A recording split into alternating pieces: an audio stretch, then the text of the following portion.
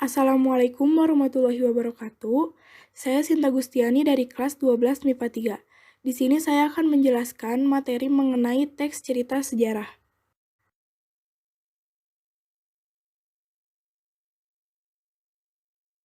Yang pertama adalah pengertian. Teks cerita sejarah adalah teks cerita yang mengandung unsur sejarah. Di dalam teks cerita sejarah juga menceritakan fakta atau kejadian masa lampau yang melatar belakangi terjadinya suatu peristiwa. Selanjutnya, ada ciri-ciri teks cerita sejarah. Yang pertama, berlatar masa lalu. Yang kedua, disajikan secara kronologis. Yang ketiga, menggunakan konjungsi temporal. Yang keempat, isinya berupa fakta atau fiksi. Terdapat dua jenis teks cerita sejarah. Yang pertama, teks cerita sejarah berdasarkan fakta sejarah, contohnya seperti autobiografi, cerita perjalanan, dan catatan sejarah.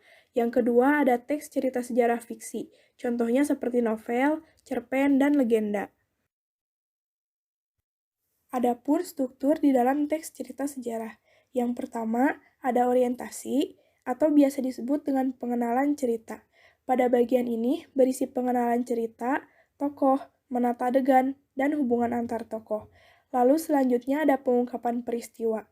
Pada bagian ini berisi peristiwa awal yang menimbulkan berbagai masalah, lalu akan menuju konflik atau rising action, di mana terjadi peningkatan berbagai situasi yang menyebabkan bertambah masalah. Selanjutnya ada puncak konflik atau biasa disebut dengan komplikasi. Bagian ini adalah bagian cerita yang paling besar. Pada bagian ini ditentukan nasib beberapa tokoh seperti tokoh ini bisa menyelesaikan masalahnya atau gagal dalam menyelesaikan masalahnya. Lalu ada penyelesaian atau resolusi. Pada bagian ini berisi penjelasan tentang akhir dari kondisi atau nasib akhir yang dialami oleh tokoh utama. Dan yang terakhir adalah koda. Pada bagian ini berisi komentar sebagai penutup yang bisa disampaikan langsung. Dan yang terakhir, saya akan menjelaskan fungsi dari teks cerita sejarah.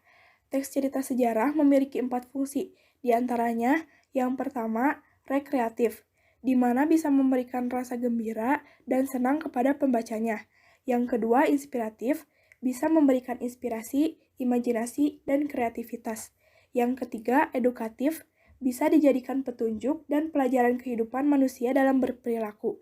Dan yang terakhir ada instruktif, untuk membantu kita dalam proses belajar tentang moral dan kehidupan.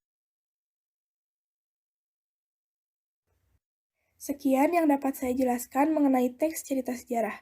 Mohon maaf bila ada kekurangan atau ada salah dalam pengucapan. Semoga bermanfaat. Terima kasih. Wassalamualaikum warahmatullahi wabarakatuh.